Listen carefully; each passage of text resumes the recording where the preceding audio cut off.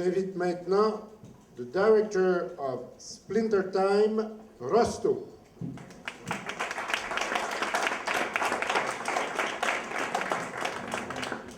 Good morning, Rosto. Good morning.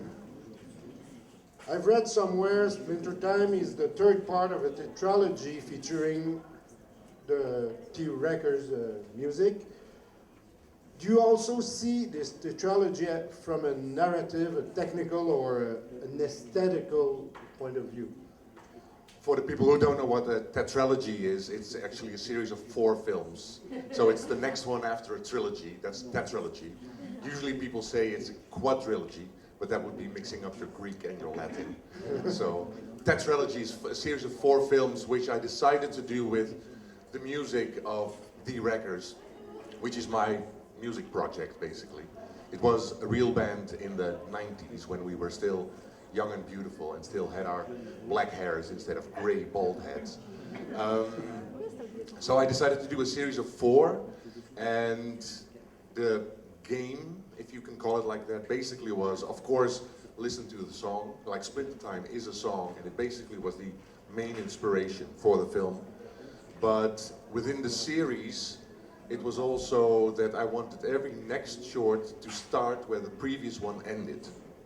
So Splintertime actually starts exactly where Lonely Bones, which was the previous short film in the series, where it ended. And I never know what's going to happen next. There is not a big story arc. I just know, it's almost like the drawing game. Okay. That I sort of fold my paper and I make some drawings and then I give it to you. You don't see what I just did draw, but you continue the drawing. Okay. And then afterwards, there's the surprising... As a sort of cadavre exquis. I suppose, yes, yes. 2 years ago, you were in competition here with Lonely Bones, and the film was awarded with the SACEM award, so the award for best music. I presume you were very happy with that, especially because it is your personal project, but for me, from my point of view, it was good news because also it is very unusual that a film with music that is not really film music receive an award for best music. So how did you feel about that? I thought it was fantastic, especially for those reasons, because I often have to explain to people that these are not music videos, because as soon as you do a music film, because these are music films, but you don't do it with jazz or classical music, then people immediately think it's a music video. There's never this confusion if you use a piece of jazz music, because we have this tradition, animation and jazz go well together. Classical music and animation go well together, Fantasia. But I am trying to do my rock and roll Fantasia.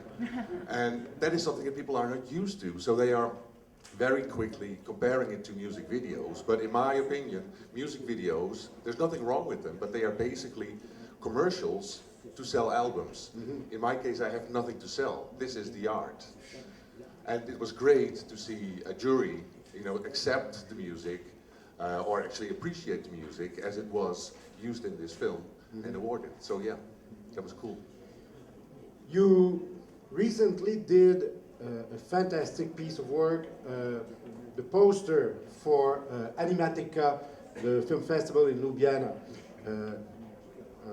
Say hello to my friend, I don't know, Igor Prasel. He's not here this morning, it's probably too early for him, but you did a great poster. I told you, I really like it, but you weren't very happy with the printing because there was not enough black in it. And you told me, I love black. This film is very different from your previous work because it is so bright. There is so much white in it. Yeah. So it was a deliberate choice to go in another direction. I suppose white scares me a lot more than black. So, but it was also, in my universe, let's say in my idiom, the world that I live in here internally and externally as well in my work, the big white is a central theme. You know, if you look closely at my other films, there's very often the approaching white as the nothing. You know, so my nothing is never black, my nothing is always white. But it was never deliberate because it was a result of Lonely Bones. Because the ending of Lonely Bones, we basically saw a world being dismantled. You know, we saw a last scene of a guy being sacrificed, and then slowly but surely the world is being dismantled until there's just him left, and an ambulance with 4 black-clad dudes leaving the scene. So it was a given fact. I had a white world and 4 guys in an ambulance. That was a given fact for me to start Splintertime. Yeah. Questions from, yep.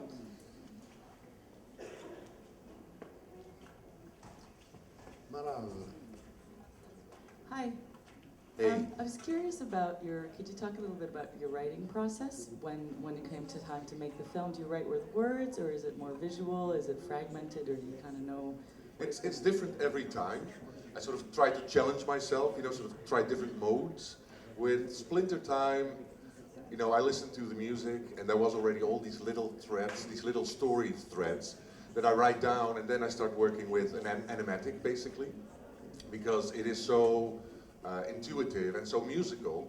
I need time and I need sound as well. So storyboards don't really work for me. So I start to make very quick scenes, and I use the camera basically as a character as well in creating very rough sketches of the film.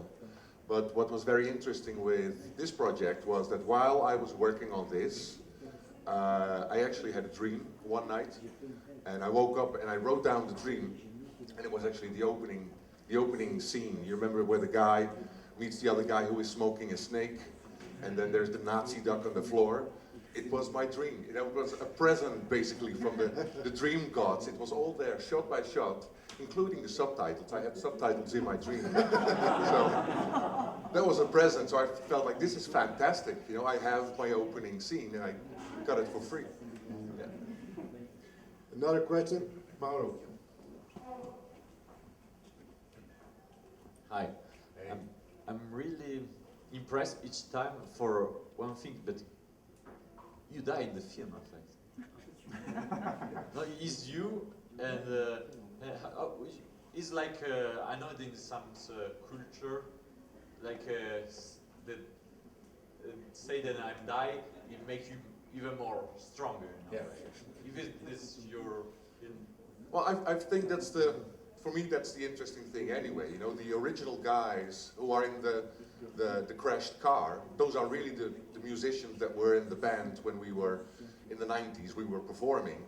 And what I basically did was, I made a project out of it. You know, I am an artist, I can do this. I can take the quintessential musicians, or actually the essence, the spirit of the band, and so the characters that you see in the car are actually the way I see, it's the souls of the original guys, you know, and the music doesn't die, but the guys do, you know, the band is past its expiration date, basically.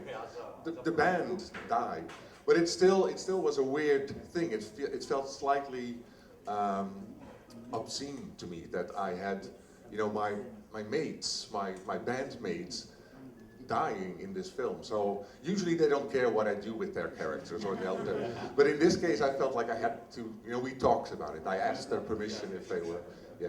And it was actually really cool. You had to be that in a car together, yeah. Last question.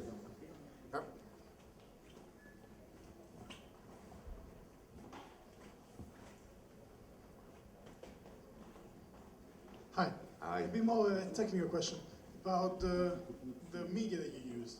It looks like it's a mix of live action and puppetry and 3D, but especially for the face. Is it like a puppet or, I don't know, some sort of 3D? Because it's really confusing in a good way.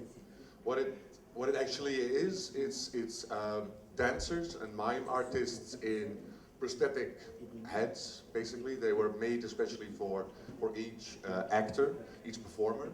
So they are wearing these sort of death traps of masks, basically, because they couldn't breathe and they couldn't see anything inside.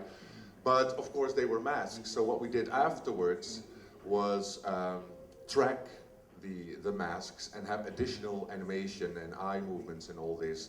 So what we did was basically sort of manipulation of the video footage in 3D. That's a very simple and crude way of explaining it, but that's how we did it. Yeah. Thank you very much, Rosto. Pleasure. It's always a pleasure to have you. Merci à tous. On vous retrouve demain pour ce 4e petit-déj du cours.